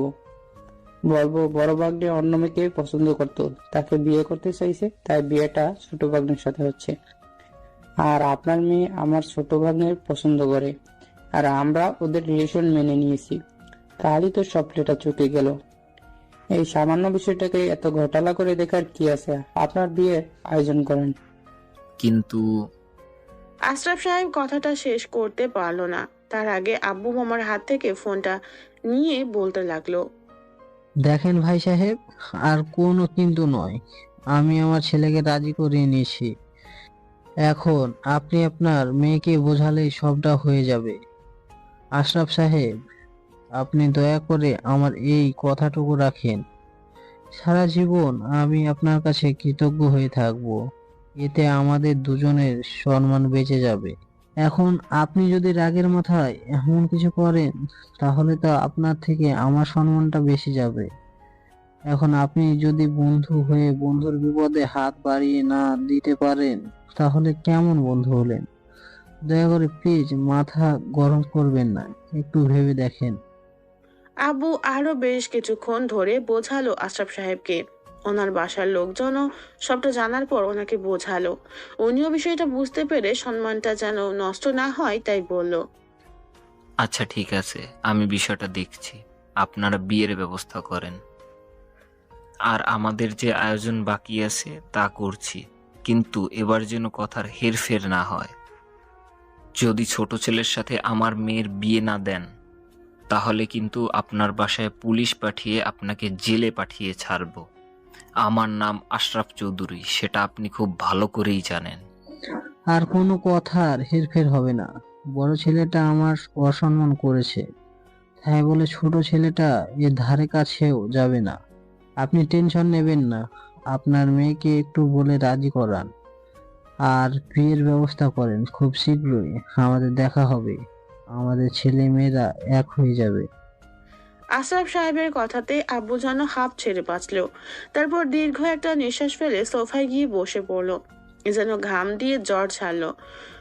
আম্মু আব্বুকে জিজ্ঞেস করতে আপু সবাইকে সবটা বললে সবার মাঝে একটা স্বস্তি আসলো। এবার মামা বলতে লাগলো, কি দুলাভাই, প্রবলেম সলভ করে দিলাম তো। আর আপনি কিনা আমাকে এভাবে সবার সামনে দোষারোপ করছিলেন। এই মুহূর্তে তো আমার এখানে থাকা ঠিক না। আপনি আমাকে যেভাবে সবার সামনে ইনসাল্ট করেছেন, তাতে আর আমাকে এখানে থাকাটা ঠিক হবে না। আপু, আমি বাসায় গেলাম। মামা কথাটা বলেই নাটক করে কয়েক পা এগিয়ে গেল। আব্বু এসে মামাকে জড়িয়ে ধরে বলতে লাগলো, শালা রে, তুই আমাকে ভুল বুঝিস না। আমি এতদিন তোর উপর শুধু রাগারাগি করেছি, কিন্তু বুঝতে পারিনি যে তোর মতো একটা গাধা ঠিকই এরকম একটা কাজের সময় এরকম দারুণ আইডিয়া দিবে। দুলাভাই, তুমি আমাকে ইনসাল্ট করলে নাকি আমার প্রশংসা করলে? বুঝতে পারলাম না। তোকে বুঝতে হবে না, এর জন্য তুই যা চাস আমার কাছে তাই পাবি। আজকে তুই শুধু বল কি চাস আমার কাছে, আমি তোকে সেটাই দিব। তোমাকে কিছুই দিতে হবে না, তুমি শুধু আমাকে সবার সামনে ইনসাল্ট করবে না, তাতে আমার খুব ভালো লাগে। ওরে শালা রে, ওটা তো তোকে ভালোবেসে করি, যেন তুই একটা মানুষ হোস। তো দুদিন কিভাবে যে কেটে গেল ঈশান জানে না। এই 2 দিনেও আর আব্বু আম্মুর সাথে তেমন কথা বলেনি। ওরা বুঝতে পেরেছে ও বিষয়টার জন্য ঈশান একটু রেগে আছে। তারপরও কিছু বলেনি, কারণ আব্বু আম্মু জানে ঈশান বিষয়টা নিয়ে একটু দোটানায় আছে। আরো মন থেকে কখনোই বিয়েটা করছে না। তারপরও সম্মান বাঁচাতে বিয়েটা ওকে করতেই হচ্ছে। এই ছিল কাহিনী। তো কিভাবে যে বিয়ের দিনটা কেটে গেল ঈশান সেটা জানে না। বিয়ের সময়ও অনেকটাই অন্যমনস্ক ছিল। কিন্তু একটা জিনিস ওর ভাবতেই অবাক লাগছে যে সবটা জানার পরও কিনা আদ্রিতা ওকে বিয়ে করে নিল। তাই বারবার ওর জিজ্ঞেস করতে ইচ্ছে করছিল আদ্রিতা কেন সবটা জানার পরও বিয়েটা করে নিল। বিয়ের সব ফর্মালিটি পূরণ করে এখন ঈশান ছাদে একা দাঁড়িয়ে আছে। একটু আগেই বাসায় আসছে আদ্রিতাকে নিয়ে, এমনকি আম্মুর কথাতে আদ্রিতাকে কোলে করে রুমেও দিয়ে আসছে। ঈশান আকাশের দিকে তাকিয়ে ভাবছে, আব্বু আম্মু শেষ পর্যন্ত আর কোনো কাজ পেল না, আমাকে এভাবে কোরবানি দিল। আমার থেকে 3 বছরের বড় একটা মেয়ের সাথে বিয়ে দিল, যাকে কিনা কিছুদিন আগেও ভাবি বলে ডেকেছি। আজকে তাকে বউ হিসেবে কি করে মেনে নিব? কেন এরকমটা করলো ওরা? আর ভাইয়া, তোকে তো আমি দেখে নেব, তোর জন্যই সবকিছু হয়েছে। তুই বাসা থেকে পালিয়ে না গেলে এরকম একটা বিপদের মুখে আমাকে পড়তে হতো না। তুই বিয়ে করবি না সেটা ভালো কথা, মেয়ে যেদিন দেখতে গিয়েছিলে সেদিনই বলে দিতে পারলি না? কাপুরুষ একটা, তোর জন্য এরকমটা হয়েছে। তুই একবার বাসায় আয়, তারপর তোকে দেখাচ্ছি মজা। ঈশান কথাগুলো ভাবছে, এর মাঝে কেউ ওর কাঁধের উপর হাত রাখলো। ও পিছনে ফিরতেই খেয়াল করলো বন্ধু আকাশ দাঁড়িয়ে দাঁত কেলিয়ে হাসছে। তখন ও বলতে লাগলো, তোর আবার কি হয়েছে? এভাবে দাঁত কেলাচ্ছিস কেন? আমাকে এরকম সিচুয়েশনে দেখে তোর দাঁত কেলাতে ইচ্ছে করছে তাই না? একদম হাসবি না হারামি। আরে ভাই, তুই রাগ করছিস কেন? যেটা হয়েছে তোর ভালোর জন্য হয়েছে, আর এতে এত রাগ করার কি আছে? না চাইলেও বউ পেয়ে গেছিস। আর দেখ, আমি তো চেয়েও পাচ্ছি না, যেখানে তোর খুশি হওয়ার কথা। তাহলে তুই এভাবে মন খারাপ করে আছিস কেন? কিন্তু আমি এমন বিয়ে করতে চাইনি, এমন বউ আমার দরকার নেই। তারপরও আমার লাইফে এসেছে, ভাবি তো অন্তত বারণ করে দিতে পারতো উনি বিয়েটা করবে না। উনি সেটা না করে উল্টো ধেই করে বিয়েটা করেই নিল। আমি বুঝতে পারছি না ওনার মাথার মধ্যে কি চলছে। শোন, বউ যখন আদর দিবে তখন তোমার ভালো লাগবে, তাই না? আর ভাবি মানে হোয়াট দ্য ফুচকা, কিসের ভাবি? এখন উনি তো তোর বউ, বউ বল। আর ওনার মাথায় কি চলবে সেটা বাসার ঘরে গেলে জানতে পারবি। শোন, তোর মতো পরিবারের সম্মানটা বাঁচাতে বিয়েটা করেছে। এখন দেখ তো, দুজনের পরিবার সম্মান বেঁচে গিয়েছে, তাই তুইও নতুন করে সবটা শুরু কর। দেখিস দুজনের মাঝে অনেক সুন্দর একটা বন্ডিং সৃষ্টি হবে। কিন্তু যাকে ভাবি বলে ডেকেছি 2টা দিন আগেও, তাকে কি করে বউ হিসেবে মেনে নিব? তুই একটাবার বুঝতে পারছিস আমার অবস্থাটা? দোস্ত, আমি সব বুঝতে পারছি। ভালোবাসা হলে সব ঠিক হয়ে যাবে। এখনো হয়তো তোদের মাঝে ভালোবাসা নেই, কিন্তু সংসারটা যখন শুরু করবি তখন দুজনের মধ্যে ভালোবাসার সৃষ্টি হয়ে যাবে। যখন ভাবি তোকে প্রচন্ড পরিমাণে ভালোবাসে, নিজের করে নিতে চাইবে, তখন তুই ওনার থেকে দূরে থাকতে পারবি না। হ্যাঁ, এটা ঠিক যে মানতে কষ্ট হবে, কিন্তু সব আস্তে আস্তে ঠিক হয়ে যাবে। মন খারাপ করিস না। তাছাড়া ভাবি তো দেখতে শুনতে খারাপ না, তোর সাথে মানিয়েও হচ্ছে ভালো। কে বলবে এই মেয়েটার এই 2 দিন আগেই তোর ভাইয়ের সাথে বিয়ে হওয়ার কথা ছিল। আজকে বিয়ের পর তোদের সবাই পাশাপাশি দেখে বলছে তোদের নাকি ভাবিকে পারফেক্ট মানিয়েছে। তুই কি একটাবার শুনেছিস সেটা? থাক, আমাকে সান্ত্বনা দিতে হবে না, আমি সবটা বুঝে গেছি। ভাই, তোকে এখন যা বলবো তোর মনে হবে আমি তোকে সান্ত্বনা দিচ্ছি, তাই আর কিছু বোঝাবো না। শোন, রাত অনেক হয়ে গেছে, আন্টি আঙ্কেল তোকে রুমে যেতে বলেছে। এখন রুমে গিয়ে বাসরটা শুরু কর, দেখি সব ঠিকঠাক হয়ে যাবে। আকাশ অনেকক্ষণ যাবৎ ঈশানকে বোঝালো রুমে যাওয়ার জন্য, কিন্তু ঈশানের রুমে যেতে ইচ্ছে করছিল না। তারপর আব্বু আম্মু ওকে বুঝিয়ে ওকে রুমে পাঠিয়ে দিল। ঈশান আর কিছু না ভেবেই রুমে ঢুকে তারপর দরজাটা আটকে দেয়। ওর পায়ের শব্দ পেয়ে উঠে এসে আদ্রিতা ওর পায়ে হাত দিয়ে সালাম করলে, তখন ঈশান আদ্রিতাকে দাঁড় করিয়ে দেয় আর বলতে শুরু করে, আপনি আমাকে সালাম করবেন না প্লিজ। আপনি আমার থেকে বয়সে অনেক বড়, তাই সালাম করে নিজেকে আমার কাছে ছোট করবেন না। স্বামীকে সালাম করলে স্ত্রী কখনো তার কাছে ছোট হয় না, এতে তার প্রতি শ্রদ্ধা আর সম্মান দেখানো হয়। বিয়ে রাতে সালাম করাটা তো স্বাভাবিক বিষয়, তাহলে তুমি কেন আমাকে বারণ করছো? জানি না। আর জানতে হবে না। শোনো, এখন আমরা দুজনে বাসর করব, কেমন? তুমি আমাকে আজকে অনেক ভালোবাসবে আর অনেক আদর দিবে। আদ্রিতার কথাতে ঈশান বেশ খানিকটা অবাক হয়ে গেল। আদ্রিতার চোখে মুখে একটা লজ্জা আর খুশির ছাপ স্পষ্ট বোঝা যাচ্ছে। ঈশান ভাবতেই পারছে না এই মেয়েটা কি এমন হয়েছে যার জন্য সবটা স্বাভাবিকভাবেই মেনে নিচ্ছে। তাই ঈশান বলতে লাগলো, এত কিছুর পরেও আপনি সবটা স্বাভাবিক কি করে মেনে নিচ্ছেন? আমি তো সেটাই বুঝতে পারছি না। দেখো, এতে অস্বাভাবিকের কিছু নেই। হয়তো তোমার ভাইয়ের সাথে আমার বিয়ে হওয়ার কথা ছিল, সেখানে তোমার সাথে আমার বিয়ে হয়েছে, এতে তো হাইপার হওয়ার কি আছে? এত কিছুর পরও আপনি বলছেন সিন ক্রিয়েট করার কি আছে? হ্যাঁ, আপনি বুঝতে পারছেন না আমি আপনাকে স্ত্রী হিসেবে মানতে পারবো না। যেখানে কয়েকটা দিন আগেও আপনাকে ভাবি বলে ডেকেছি, সেখানে কি করে বউ হিসেবে মেনে নেব একটাবার ভাবলেন না? কেন, আমি কি দেখতে খারাপ যে তুমি আমাকে বউ হিসেবে মেনে নিতে পারবে না? আপনি কেন বুঝতে চাইছেন না যেখানে আমি আপনাকে ভাবি বলে ডেকেছি, সেখানে হঠাৎ করে বিয়ে করলে কি করে আপনাকে স্ত্রী হিসেবে মেনে নেব? আপনাকে আমার পক্ষে মেনে নেওয়া সম্ভব না। প্লিজ, আপনি আমার থেকে দূরে থাকবেন। আমি চাই না আপনার আমার মাঝে কিছু হোক। তোমার ভাইয়া পালিয়ে গেছে, সেই দোষটা কি আমার? আমি তো চেয়েছিলাম ওকে বিয়ে করে নিতে, কিন্তু আমি হয়তো ওর কাছে সুন্দর ছিলাম না, ও হয়তো আমাকে ভালোবাসতে পারতো না, সেজন্য পালিয়ে গেছে। ওপরওয়ালা যার সাথে চাইবে তার সাথেই তোমার বিয়ে হবে। উনি হয়তো তোমার সাথে আমার বন্ধনটা লিখে রেখেছিল, তাই আমাদের বিয়ে হয়েছে। তাহলে এখন তুমি আমাকে মেনে নিতে পারবে না কেন? কি সমস্যা তোমার আমাকে ভালোবাসতে? নাকি তোমার গার্লফ্রেন্ড আছে? না, নেই। কিন্তু গার্লফ্রেন্ড নেই আর কাউকে পছন্দও করো না, সেটা আমি খুব ভালো করেই জানি। তাহলে আমাকে ভালোবাসতে সমস্যা কোথায় তোমার? নাকি আমি দেখতে তোমার মনের মতো নই? ঈশান কোনো কথা বলছে না। আদ্রিতা একটা সময় ওকে ছেড়ে দিল। তখন ঈশান ওর চোখের পানি মুছে দিয়ে বলল, প্লিজ আপনি কাঁদবেন না, আপনার চোখের পানিটা মানায় না, এই কাজল কালো চোখে না পানি মানায় না। তুমিই তো কাঁদাচ্ছ, একটু আদর করলেই তো হয়, আর আমাকে মেনে নিলেই তো পারো। আচ্ছা, তুমি যদি বিয়েটা নাই করবে আর আমাকে মেনে নাই নিবে, তাহলে বিয়ের আগে আমাকে বলতে পারতে, আমি বিয়েটা বারণ করে দিতাম। বিয়েটা করে এখন তুমি আমাকে এইভাবে ইগনোর করছো। ঈশান চুপ করে আছে। এবার আদ্রিতা কান্নার মাঝেও একটু হাসার চেষ্টা করে বলল, আমি অত শত কিছু বুঝি না। তুমি আমাকে আদর করবে, না হলে কিন্তু আমি জোর করে সবটা নিয়ে নিব। তখন তুমি আমাকে আটকাতেও পারবে না। মানে আপনি জোর করে আমার সাথে ইয়ে করবেন নাকি? দরকার হলে তাই করব। তুমি আমার স্বামী, তোমার সাথে এসব করার পারমিট আমার আছে। এখন ভালোই ভালোই আমাকে নিজের ইচ্ছাতে আদর করবে, নাকি আমাকে কোনো ব্যবস্থা নিতে হবে? হুম। আমি কিন্তু চিৎকার করব। তো করো, কে বারণ করেছে? বাসর রাতে যেখানে বউ চিৎকার করে, সেখানে যদি স্বামী চিৎকার করে, তাহলে বিষয়টা কি হবে ভেবেছো? এখন আসো, কাছে আসো, আদর করো। না না না, এ হতে পারে না।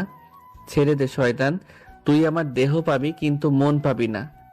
আপাতত দেহটাই নেই, পরে মনটা এমনিতেই দিয়ে দিবে। শোনো জান, এসব ডায়লগ দিয়ে কোনো লাভ হবে না। একবার আমার ভালোবাসায় তোমাকে জড়িয়ে নিলে ঠিকই পরবর্তীতে তুমি আমার কাছে আসবে। আমি সেটা জানি, কারণ আমার মাঝে কোনো কিছুর কমতি নেই, যার জন্য তুমি আমার মায়ায় পড়বে না। তুমি বিয়ের আগে ঠিকই তো বলতে যে তোমার ভাইয়ার সাথে আমার বিয়েটা ঠিক না হলে তুমি আমার সাথে প্রেম করতে, আমাকে বিয়ে করতে। তাহলে এখন তো আমাদের বিয়ে হয়েছে, এখন কেন আমাকে ভালোবাসতে পারবে না বলো? ঈশান চুপ করে আছে। তখন আদ্রিতা ওর একটা হাত ধরে টানতে টানতে নিয়ে গিয়ে বিছানায় ধাক্কা মেরে ফেলে দিল। তারপর ঈশানের দিকে ঝুঁকে যখনই ওর ঠোঁটের সাথে ঠোঁট মেলাতে যাবে, তখনই ঈশান আবারও চোখ জোড়া বন্ধ করে নিল। আর তারপর যেটা হলো সেটা না হয় ওদের মাঝেই থাক। পরদিন সকালে ঈশানের ঘুম ভাঙলে খেয়াল করলো ওর বুকের উপর একটা পরী শুয়ে আছে। আদ্রিতাকে এতটাই মায়াবী লাগছে, যার জন্য ঈশানের মনে হচ্ছে ওর ঘরে একটা পরী ভুল করে আকাশ থেকে নেমে এসেছে। আদ্রিতার এলোমেলো চুলগুলো মুখে এসে পড়াতে একদম বাচ্চাদের মতো লাগছে। কি সুন্দর নিষ্পাপ মুখ। ঈশান কিছুক্ষণ ওর মুখের দিকে তাকিয়ে রইল।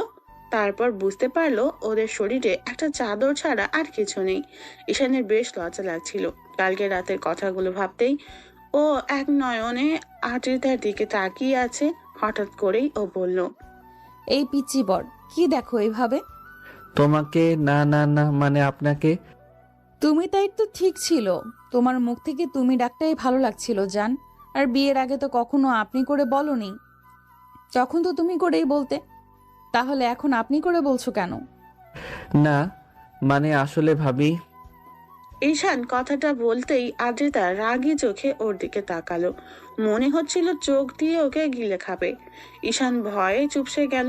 তখন আদ্রিতা মুচকি একটা হাসি দিয়ে ওর কপালে একটা কিস করে তারপর আবারও ওকে জড়িয়ে ধরে বলল, কালকে রাতে তো ঠিকই আমাকে আদর করেছে, আর এখন মুখে বলছো আমাকে মেনে নিতে পারবে না।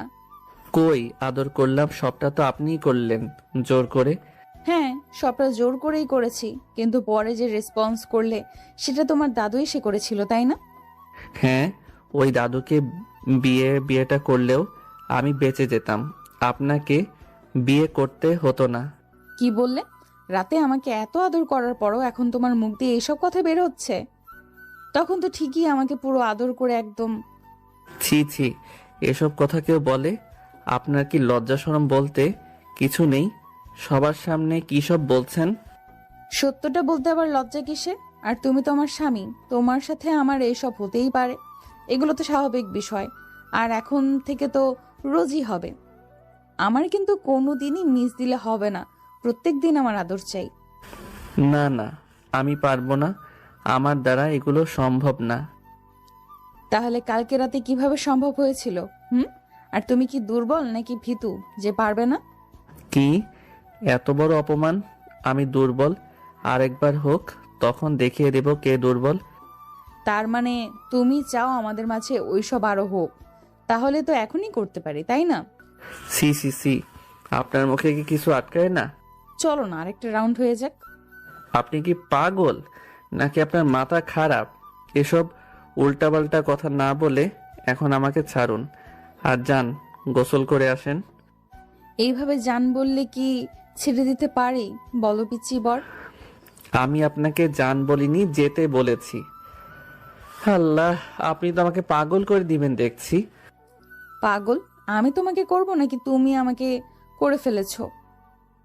আর কালকে রাত্রে যেইভাবে আদর করেছো না, মনে হচ্ছে তুমি আগেও কাউকে আদর করেছো। এই সত্যি করে বলো তো, তোমার বিয়ের আগে কারোর সাথে কিছু হয়নি তো? আপনি আমাকে যেমন ভাবছেন আমি তেমন ছেলে না। তাছাড়া আমি ভেবেছিলাম বিয়ের পর বউকেই ভালোবাসবো, তাই কারোর সাথে এসব করার চান্সই নেইনি। তাহলে এখন আমার সাথে করতে সমস্যা কি? এই তো বললে যে বিয়ের পর বউকে ভালোবাসবে, তাহলে এখন আমাকে ভালোবাসতে সমস্যা কিসের? জানি না, আপনি এখান থেকে যান তো, আর গোসল করে আসেন, আর আমাকেও উঠতে দেন। সেটা তো একসাথেও করতে পারি। নিজের দিকে খেয়াল করে দেখেছেন? রাত্রে তো গায়ে কিছুই রাখেননি, সব খুলে ফেলেছেন। এখন যাব কি করে? দেখলে তো আমিই দেখব, অন্য কেউ তো দেখবে না। তাহলে এত লজ্জার কি আছে? ভারী লুচি মেয়ে তো আপনি, কি সব কথা বলেন? আপনার কি একটু লজ্জা শরম নেই, নাকি সবটা বাজারে বিক্রি করে দিয়েছেন? স্বামীর কাছে লজ্জা শরমের কি আছে? হুম। এর মধ্যে আম্মু এসে ওদের ডেকে গেল। তখন আদ্রিতা বলল একটু পরে যাবে। এখন যান, উঠেন আর আমাকে ছাড়েন। তাহলে আমার গুড মর্নিং কিসটা কে দেবে শুনি? গুড মর্নিং কিস মানে? জীবনে প্রথম শুনলাম এমন কিছু। গুড মর্নিং কিস বলতে কিছু হয় নাকি? হয় না, কিন্তু এখন থেকে হবে। তুমি প্রতিদিন সকালে আমাকে রোজ একটা করে কিস করবে, আর দেরি না করে কিসটা করে ফেলো জান। আমি পারবো না। ওকে, আমি নিয়ে নিচ্ছি। আদ্রিতা কথাটা বলেই ওদের 4 ঠোঁট এক করে দিল। তারপর 5 মিনিট পর ঈশানকে ছেড়ে দিয়ে হাসতে হাসতে চলে গেল। বিয়ের পর থেকে ঈশান খেয়াল করলো আদ্রিতা ওর প্রতি প্রচুর কেয়ারিং। সবসময় ওকে নিয়ে সর্বোচ্চ দিয়ে ভালোবাসার চেষ্টা করে। সবসময় ওকে নিজের সর্বোচ্চ দিয়ে ভালোবাসার চেষ্টা করে। কিন্তু ঈশান কেন ওকে ভালোবাসতে পারছেন না জানে না। একটা মাস কেটে গেছে, এর মাঝে ঈশান ভালোবেসে ওর কাছে না গেলেও আদ্রিতা নিজে থেকেই প্রত্যেকদিন রাতে ঈশানের বুকে মাথা রেখে ঘুমিয়েছে, ওকে আদর করেছে। ওর এতটা কেয়ারিং দেখে ঈশান বুঝতে পারছে আদ্রিতা ওকে অনেক বেশি ভালোবাসে। কিন্তু ঈশান কেন ওকে ভালোবাসতে পারছে না? ইদানিং আদ্রিতার মনটাও বেশ খারাপ থাকে, আর সেটা কেন থাকে ঈশান ভালোভাবেই জানে। তারপরও ঈশান ওকে মন থেকে মেনে নিতে পারছে না। মাঝে মধ্যে ভাবে ওকে আর কষ্ট দিবে না। তো প্রতিদিনের মতো ঈশান অফিসে যাওয়ার জন্য রেডি হচ্ছিল। এর মাঝে আদ্রিতা এসে ওর আশেপাশে ঘুরঘুর করতে লাগলো। তখন ও বলল, আপনি কিছু বলবেন? না, কিছু বলবো না। আচ্ছা একটা কথা বলো তো, তুমি এখনো আমাকে আপনি করে বলো কেন? এখন তো আমাদের বিয়ে হয়েছে, আর তুমি আমার বর। তাহলে বউকে কেউ আপনি করে বলে? কেউ বলে কিনা জানি না, তবে আপনি আমার থেকে সিনিয়র, ওই জন্য আমি আপনি করে বলি। প্লিজ এখন থেকে আর আপনি করে বলো না। আপনি করে বললে কেমন পর পর মনে হয়। প্লিজ পিচ্চি বর, এখন থেকে আমাকে তুমি করে বলো। ঈশান আদ্রিতার দিকে তাকালো। ও অসহায়ভাবে ঈশানের দিকে তাকিয়ে আছে। কেন জানি ঈশানের হতাশ করছে ইচ্ছা হলো না, তাই বলল, আচ্ছা ঠিক আছে, এখন থেকে চেষ্টা করব। ঈশান টাই বাঁধার চেষ্টা করছে কিন্তু পারছে না। তাই আদ্রিতা এসে ওর হাত থেকে টাই নিয়ে প্রতিদিনের মতো ওর পায়ের উপর দাঁড়িয়ে তারপর টাইটা বাঁধার চেষ্টা করলো, কিন্তু পারছে না। তখন আদ্রিতা ঈশানের হাতগুলো ওর কোমরে রাখতেই ঈশান ওর দিকে ফ্যাল ফ্যাল করে তাকিয়ে রইলো। আদ্রিতার টাইটা বাঁধা হয়ে গেলে খেয়াল করলো ঈশান ওর দিকে ট্যাপ ট্যাপ করে তাকিয়ে আছে। তখনও বলতে লাগলো, এই দুষ্ট এমন করে তাকিয়ে কি দেখো তুমি? না মানে আসলে আমি যেখানে তুমি আমার দিকে ড্যাব ড্যাব করে তাকিয়ে আছো, তাতে লজ্জা পাওয়ার কথা আমার, সেখানে তুমি এমন করে লজ্জা পাচ্ছ কেন পিচ্চি বর? কই না তো, লজ্জা পাচ্ছি না। আচ্ছা শুনুন, আমার দেরি হয়ে যাচ্ছে, আমি অফিসে যাচ্ছি। যাচ্ছ যাও, কিন্তু যাবার আগে আমার পাওনাটা দিয়ে যাও। আর যদি না করো তাহলে অফিসে যাওয়ার পর কিন্তু বারবার জ্বালাতে থাকবো, কাজ করতে দেব না একটুও। আমার কাছে আবার আপনার কিসের পাওনা? ন্যাকা, কিছুই বোঝে না। আমার কিসটা কে দিয়ে যাবে? জলদি আমাকে একটা কিস করো, না হলে কিন্তু আমি এখন সত্যিই কান্না করব আর আব্বু আম্মুকে বলবো তুমি আমার সাথে রাগারাগি করেছো। এই টর্চারটা আর কতদিন চলবে বলো তো, যার জন্য আমাকে আব্বু আম্মুর কাছে কথা শুনতে হবে? যতদিন আমাকে মন থেকে মেনে না নিবে, ভালোবেসে নিজের করে মেনে না নিতে পারবে, ততদিন অবধি। আর বাকি আছে কি? এমন কোনো সম্পর্ক নেই যেটা আমাদের মাঝে হয়নি। আর তুমি কি বা বাকি রেখেছো? ওইটা তো আমার ইচ্ছেতে হয়েছে, কিন্তু তোমার ইচ্ছেতে নয়। তুমি ভালোবেসে কখনো আমার কাছে আসোনি, সবসময় জোরপূর্বক আমাকে তোমার কাছে আসতে হয়েছে, জোর করে তোমার আদরটা নিতে হয়েছে। এমনকি তোমার বুকে মাথা দিয়ে ঘুমাই, এতে তুমি যে অস্বস্তি ফিল করো আমি সেটা বুঝতে পারি। আমি কিন্তু একটাবারও প্রকাশ করিনি যে তুমি আমার বুকে মাথা রাখলে আমার অস্বস্তি ফিল হয় কিংবা আমার খারাপ লাগে। তুমি নিজে নিজেই এরকম উল্টাপাল্টা ভাবছো। ও, তার মানে তুমি চাও আমি তোমার বুকে মাথা রাখি, তাই তো? আচ্ছা ঠিক আছে, এবার থেকে তুমি না চাইলেও আমি তোমার বারণ শুনবো না। আচ্ছা, এখন কথা না বাড়িয়ে আমার পাওনাটা দিয়ে তারপর লক্ষ্মী ছেলের মতো অফিসে চলে যাও, আর গিয়ে আমাকে একটা ফোন দিবে, কেমন? ঈশান জানে আদ্রিতা ওর কোনো কথা শুনবে না, তাই আদ্রিতার কাছে এসে দাঁড়াতে ও একটা মুচকি হাসি দিয়ে তারপর ওদের চার ঠোঁট এক করে দিল। ঈশান রেসপন্স না করলেও আদ্রিতা নিজেই সবটা করলো। 2 মিনিট পর ঈশানকে ছেড়ে দিল আর বলল, জানি না এভাবে আর কতদিন একা একা কিস করতে হবে, তবে তোমার নিজের ইচ্ছেতে স্পর্শটা পাবো। কবে তোমার নিজের ইচ্ছেতে স্পর্শটা পাবো? নিজে যেদিন আমাকে ভালোবাসবে সেদিন আমি পরিপূর্ণ হয়ে যাব। আদ্রিতার কথায় ঈশান মুচকি একটা হাসি দিয়ে চলে গেল। তখনও বলল, পিচ্চিবর অফিসে পৌঁছে একটা ফোন করে দিবা, না হলে কিন্তু আমি টেনশনে থাকবো, জানটা। ঈশান মাথা নেড়ে হ্যাঁ সূচক উত্তর দিয়ে বেরিয়ে গেল। তারপর অফিসে পৌঁছে আদ্রিতাকে কল করলো। তখনও কথা বলতে লাগলো। কি ব্যাপার, আজকে দেখি স্যার একা একাই ফোন করলো আমাকে? ঘটনা কি? বউকে আবার ভালোবেসে ফেললো না তো আমার পিচ্চি বরটা? কেন, ফোন দিয়ে কি অনেক বেশি অন্যায় করে ফেলেছি? আচ্ছা ঠিক আছে, এরপর থেকে আর দিব না। এই না, আমি কি তা বলেছি নাকি? আমি তো চাই তুমি আমাকে ফোন দাও। আচ্ছা, তুমি পৌঁছেছো তো? পৌঁছেছি। আর শুনুন, আজকে একটু কাজের চাপ বেশি আছে, তাই দুপুরে ফোন নাও দিতে পারি। আর বাসায় লাঞ্চের জন্য হয়তো যাওয়া হবে না। আপনি আব্বু আম্মুকে সাথে খেয়ে নিয়েন, কেমন? হুম, তুমি যতক্ষণ পর্যন্ত না আমাকে ফোন দিয়ে বলবে তুমি খেয়েছো, ততক্ষণ অবধি আমি না খেয়ে থাকবো। এত পাগলামি করেন কেন? আমি তো আপনাকে ভালোবাসি না জানেন, তারপরও এত কেয়ারিং কেন দেখান? এখন বাসো না, কিন্তু বাসতে কতক্ষণ? আচ্ছা আমি রাখছি। শোনো জানটা, আমি তোমার ফোনের আশায় থাকবো। যতক্ষণ অবধি তুমি ফোন না করবে ততক্ষণ আমি কিন্তু না খেয়ে থাকবো। আদ্রিতা ফোনটা রেখে দিলে ঈশান কাজ করার মনোযোগ দিল। ঈশান জানে না এই মেয়েটার মাঝে কি এমন আছে যার জন্য মনে হচ্ছে ওর মায়াতে ঈশান আটকে পড়েছে। তারপরও কেন ওকে মেনে নিতে পারে না সেটা ওর জানা নেই। তো লাঞ্চ টাইম হলো, তারপরও ঈশান বাসায় আসছিল না, আর আদ্রিতাকে ফোনও দিচ্ছিল না। তাই আদ্রিতা ওর নাম্বারে কয়েকবার কল দিল, কিন্তু নাম্বারটা অফ দেখাচ্ছে, যার জন্য আদ্রিতার বেশ টেনশন হতে লাগলো। ও নিজে নিজেই বলতে লাগলো, কি ব্যাপার, ওর নাম্বার বন্ধ কেন? তাহলে কি কোনো সমস্যা হলো নাকি? না আমি কল করব বলে অফ করে রেখেছে? আদ্রিতা 1 ঘন্টা যাবৎ ঈশানকে বারবার কল করে যাচ্ছে, কিন্তু ঈশানের নাম্বারটা বন্ধ দেখাচ্ছে। তাই ওর প্রচন্ড পরিমাণে টেনশন হচ্ছে। ভয়ে আদ্রিতার কলিজা শুকিয়ে গেছে, কারণ ওই পিচ্চিটাকে বড্ড বেশি ভালোবেসে ফেলেছে। 3 বার কবুল বলার পর থেকে ঈশানকে নিজের দুনিয়া ভেবে নিয়েছে, আর আজকে তার সাথে কথা বলতেও পারছে না। এমনিতেই ঈশান আদ্রিতাকে ভালোবাসে না বলে সব সময় ওর খারাপ লাগে, তার উপর আজকে ওর ফোনটাও বন্ধ দেখাচ্ছে। মামুনি, কি হয়েছে? তোমার চোখে পানি কেন? না আম্মু, তেমন কিছু হয়নি, হয়তো চোখে কিছু পড়েছে। আমার থেকে এখনো সবটা লুকিয়ে যাওয়ার চেষ্টা করবে? কি হয়েছে আমাকে বলো। সমস্যাটা গুরুতর হওয়ার আগেই আমাকে বলো কি হয়েছে। আমি বুঝতেই পারছি ঈশানের সাথে হয়তো তোমার কিছু হয়েছে। আম্মুর কথাতে আদ্রিতা তাড়াহুড়ো করে উঠেই আম্মুকে জড়িয়ে ধরে কান্না করে দিল।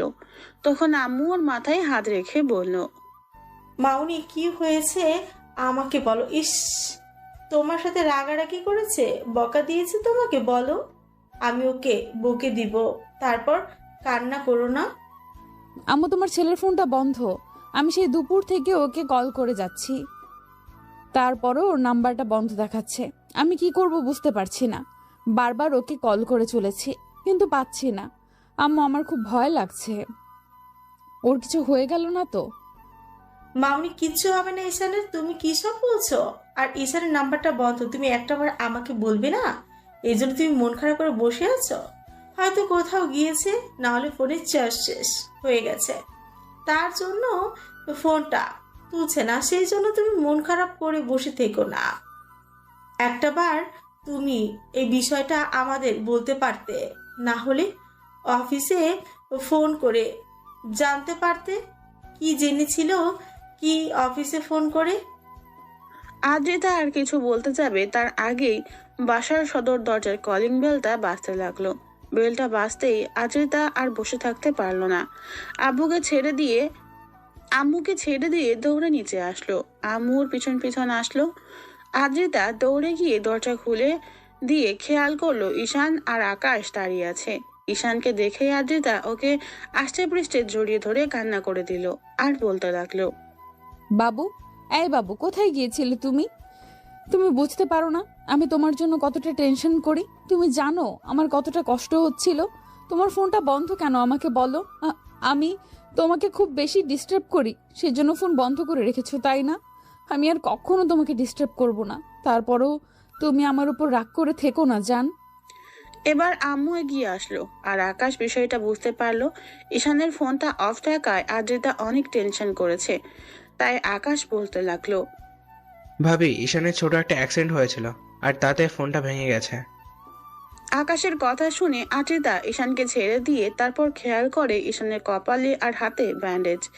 এমন কিছু দেখে আদ্রিতা আরো জোরে জোরে কান্না করে দিল আর বলতে লাগলো, জান, এই জান, তোমার কি হয়েছে আমাকে বলো। তোমার লাগেনি তো? দেখি কোথায় লেগেছে বলো। এর মাঝে আব্বুও আদ্রিতার কান্নাকাটিতে নিচে আসে আর আদ্রিতা বারবার ঈশানের কপালে আর হাতে দেখছে, ওর সাথে কথা বলার চেষ্টা করছে। তারপরও ঈশান কথা বলছে না, শুধু আদ্রিতার পাগলামি দেখছে। এবার আব্বু বলতে লাগলো, কি হয়েছে তোর? হাতে কপালে ব্যান্ডেজ কেন? আকাশ বলছে তোর অ্যাক্সিডেন্ট হয়েছে, তোর লাগেনি তো? তুই ঠিক আছিস তো? আব্বু আম্মু, আমি ঠিক আছি। সামান্য একটু লেগেছে, এমন তেমন কিছু হয়নি। রিক্সার সাথে একটা গাড়ির ধাক্কা লেগেছে। ট্রাফিক সিগন্যালে ছিলাম, ওই অবস্থাতে গাড়িটা এসে ধাক্কা দিয়েছিল, তাই তেমন কোনো ক্ষতি হয়নি। তোমরা টেনশন করো না তো, আমার কিছু হয়নি। আর ফোনটা হাতে ছিল, পড়ে ভেঙে গেছে, তাই অফ, ওই জন্য কথা বলতে পারিনি। সব ঠিক আছে। এখন তোর পাগলি বউটাকে একটু সামলা। সেই দুপুর থেকে মন খারাপ করে বসে আছে আর সন্ধ্যা থেকে কান্নাই করে যাচ্ছে, কিছুতেই থামাতে পারলাম না। দেখ, পাগল হয়ে আছে একদম। কেমন? আম্মু বলা শেষে ঈশান আদ্রিতার দিকে তাকালো। কান্না করে মেয়েটার চেহারাটাকে পুরো লাল করে ফেলেছে। ঈশান ওকে শান্ত করতে চোখের পানিগুলো মুছে দিল আর বলল, দেখো, আমার কিছু হয়নি, পাগলামি করো না, আমি ঠিক আছি। আমার কিচ্ছু হয়নি তো, ফোনটা অফ ছিল তাই কল করতে পারিনি। আমারই ভুল হয়েছে। আমি যদি ফোন করে একটাবার জানতাম, আসলে একটু হসপিটালে যেতে হয়েছিল, ওই জন্যই জানাতে পারিনি। প্লিজ কান্নাকাটি করো না। বাবু, এই বাবু, তোমার অনেক লেগেছে তাই না? কোথায় লেগেছে আমাকে বলো, আমাকে বলো। আরে বাবা, আমার তেমন কিছু হয়নি, দেখো। আদ্রিতা তারপরও নিজেকে শান্ত করতে পারছে না, বারবার ঈশানের সাথে কথা বলার চেষ্টা করছে। এবার আম্মু ঈশানকে ইশারায় আদ্রিতাকে শান্ত করতে বললে ঈশান উপায় না পেয়ে পাগলিটাকে শক্ত করে জড়িয়ে ধরে বলল, আরে কিচ্ছু হয়নি আমার, একটু শান্ত হও। দেখো, সব ঠিক আছে। দেখো, তুমি যদি এভাবে পাগলামি করো তাহলে কি করে বুঝবে আমার কিছু হয়নি? তোমার এতখানি লেগেছে, এতগুলো ব্যান্ডেজ করা, আর তুমি বলছো তোমার কিচ্ছু হয়নি। তুমি মিথ্যা বলছো তাই না জান? কি হয়েছে আমাকে বলো, আমি সব ঠিক করে দেব। দেখো, আমি আর কখনো তোমাকে দূরে সরে যেতে দেব না। একটা বার আমার সাথে কথা বলো। আরে বাবা, তাহলে আমি কার সাথে কথা বলছি? একটু শান্ত হও, আর তুমি দেখো সব ঠিক আছে। ঈশান বারবার চেষ্টা করেও যখন আদ্রিতাকে বোঝাতে পারলো না, তখন আর উপায় না পেয়ে জোর করে ওকে ছাড়িয়ে নিয়ে তারপর হঠাৎ করেই ওকে কোলে তুলে নিল। ঈশানের এমন কাজে আব্বু আম্মু মুচকি মুচকি হাসতে লাগলো, আর আদ্রিতার কান্নাটা আপনা আপনি থেমে গেল। তারপরও ড্যাপ ট্যাপ করে ঈশানের দিকে তাকিয়ে থাকলো। ঈশান আর কথা না বাড়িয়ে রুমের দিকে যেতে লাগলো, যেখানে আবার সেখানে আবার আদ্রিতাকে কোলে নিয়ে হাঁটছে ঈশান। পাগলিটাকে নিয়ে রুমে গিয়ে ওকে বিছানায় বসিয়ে দিয়ে তারপর ওর পায়ের কাছে হাঁটু গেড়ে বসে পড়লো আর বলতে লাগলো, এবার শান্ত হও, আর দেখো আমার কিছু হয়নি। যদি হতো তাহলে তোমাকে কোলে করে এভাবে রুমে আনতে পারতাম? বলো। তোমার এত চোট লেগেছে আর তুমি বলছো কিছুই হয়নি? এই অবস্থায় তুমি আমাকে কোলে তুলে নিয়ে আসলে, তোমার লাগেনি তো কোথাও যান? আরে বললাম তো ঠিক আছি। আচ্ছা, আর একদম কান্না করবা না, আর বসো, আমি ফ্রেশ হয়ে আসছি। আমার খুব খিদে পেয়েছে। আমি খুব ভালোভাবেই জানি তুমি নিশ্চয়ই কিছু খাওনি। তুমি কি করে বুঝলে আমি না খেয়ে আছি? সব কথা মুখে বলে দিতে হয় না, কিছু কথা চেহারাতেও ফুটে ওঠে। তুমি বসো, আমি ফ্রেশ হয়ে আসছি। যেতে পারবে তো? তোমার কষ্ট হবে না তো? কষ্ট হলে এভাবে তোমাকে কোলে নিয়ে আসতে পারতাম। এখানে চুপচাপ এখন এখানে বসে থাকো, আর আমি ওয়াশরুম থেকে বেরিয়ে যেন না দেখি তোমার চোখে পানি, তাহলে কিন্তু আমি অনেক বেশি কষ্ট পাবো। এই না, আমি আর কান্না করব না, প্লিজ তুমি কষ্ট পেও না। ঈশান মুচকি হেসে ওয়াশরুমে চলে গেল। তারপর ফ্রেশ হয়ে বাইরে আসতেই খেয়াল করলো আব্বু আম্মু আর আকাশ দাঁড়িয়ে আছে, আর আম্মু ওদের খাবারটা রুমে নিয়ে আসছে। ঈশান এসে কোনো রকমে বিছানায় বসলো, কিন্তু বসতে গিয়েই একটু ব্যথায় কোকিয়ে উঠলো। সাথে সাথে আদ্রিতা কান্না করে দিয়ে বলতে লাগলো, দেখলে তো, আমি বলেছিলাম না তোমার লেগেছে, আর তুমি বলছো লাগেনি। সব সময় খালি বেশি বলছো, আমার কথা একটুও শোনো না তুমি। আরে বাবা, এখানে কান্নাকাটি করার কি হয়েছে? আম্মু, তুমি আমাকে খাইয়ে দাও তো, আমার খুব খিদে পেয়েছে। আর তোমার বৌমা তো মনে হয় তো দুপুর থেকে কিছুই খায়নি, এমনিতেই কেমন রোগা শরীর, তার উপর যদি না খেয়ে থাকে তাহলে কোন সময় অসুস্থ হয়ে যাবে ঠিক নেই। আমি কাউকে খাইয়ে দিতে পারবো না বৌমা। তোমার বরটাকে তুমি খাইয়ে দাও, আর আব্বু তোমার বউটাকে তুমি খাইয়ে দাও। মানে? এতে এতে লজ্জা পাওয়ার কি আছে? শোনো, স্বামী স্ত্রী দুজন দুজনকে খাইয়ে দিলে এতে দুজনের মাঝে ভালোবাসাটা আরো বাড়বে। লজ্জার কিছু নেই। আচ্ছা শাইলা, চলো আমরা যাই। আর হ্যাঁ রে আকাশ, ডাক্তার ডাকতে হবে কি? আর ঠিক আছে তো ছেলেটা?